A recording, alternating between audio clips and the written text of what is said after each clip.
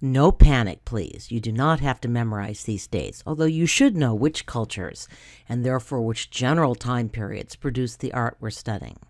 In my last lecture, I mentioned that the Crusades and the Mongol invasions, two major threats to a somewhat unified Islamic world, served as dividing points in Islamic history.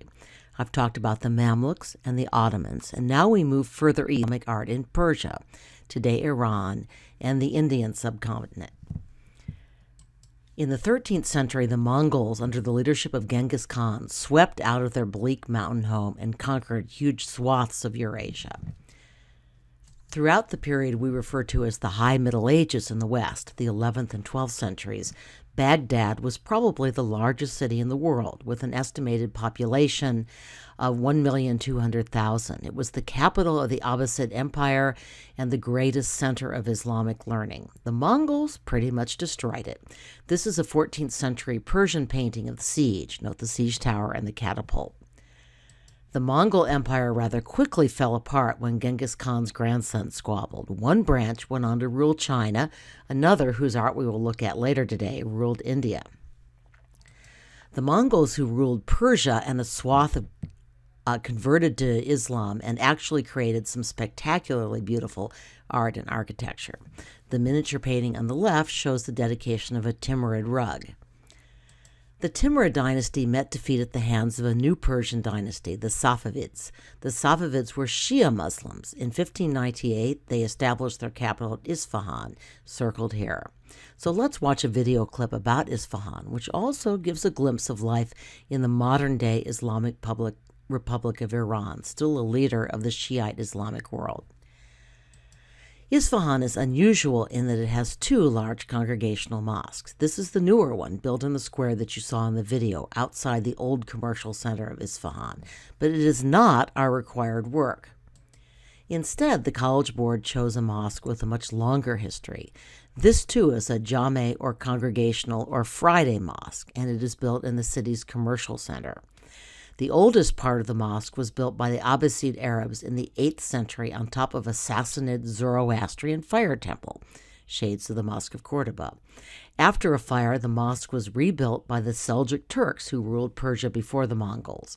In the process, the Jameh Mosque evolved from an Arab hypostyle mosque modeled on Muhammad's house to a 4-Iwan plan that reflected the influence of earlier pre-Islamic Sasanian Persian architecture.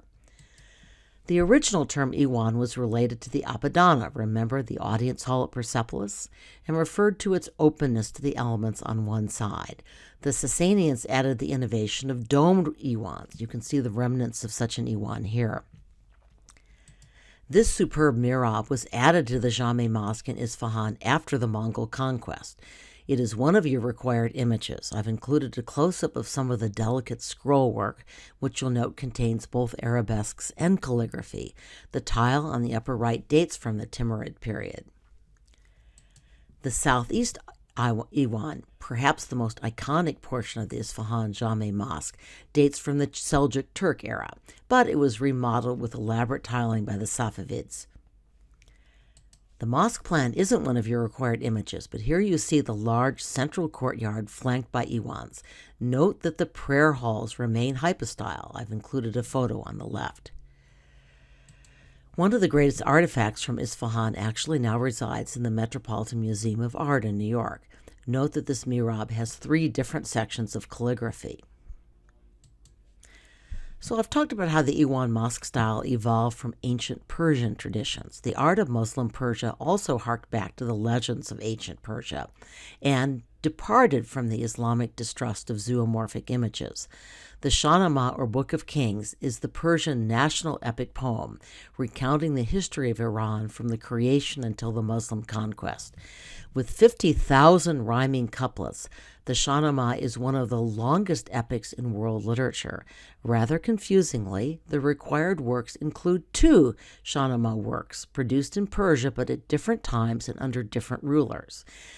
This version of the poem, which was written down in around 1000 CE, was produced under one of the Mongol Khanates.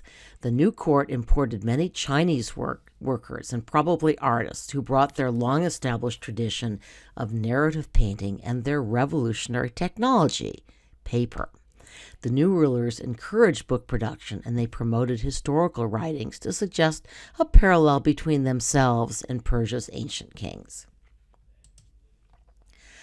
This scene shows Bahram Gur disguised as an envoy of the Shah of Iran. Bahram Gur, a Persian prince, had made his way to the court of Hind in order to observe the kingdom and its troops. In other words, he was a spy. One evening, after a big banquet, Bahram Gur mistakenly displayed his skills, and the king of Hind became suspicious, tried to trick him into revealing his identity. When this attempt to deceive Bahram Gur failed, the king of Hind sent him to slay a karg, a fearsome horned wolf. Bahram Gur killed the wolf with arrows and cut off his head with his sword. Bahram Gur, by the way, became Bahram V, and he figures prominently in Persian history as well as in Persian legend. So, why do you think the College Board chose this work? And this surprised a lot of my fellow teachers, if the chat on the teacher discussion board is to be believed. Well, one possible answer is that this cosmopolitan court had trading ties with China and with Europe. The resemblance to Chinese landscape painting, which will be clearer when we get there in Unit 7, just before Christmas. Bahram Gur is wearing a robe made of European fabric. The painting also uses a technique that was beginning to emerge in European painting, atmospheric perspective, where colors, especially the sky, become lighter as an object is farther away. Here's an illustration of atmospheric perspective. We'll encounter it again. We did not assign the Khan Academy essay on this work. There was so much homework already. But I've noticed that the College Board really likes to ask questions about our two Shahnameh works. So let me add some information from the essay that we didn't assign, but which I'd encourage you to look at if you have a chance. Settled in Persia, the Mongols fostered the growth of cosmopolitan cities with rich courts and wealthy patrons who encouraged the arts to flourish. The rule of Hulagu's dynasty, which lasted until 1335, is commonly known as the Ilkhanid period. Book illustration thrived under the Ilkhanids and became a major art form for both religious and secular texts.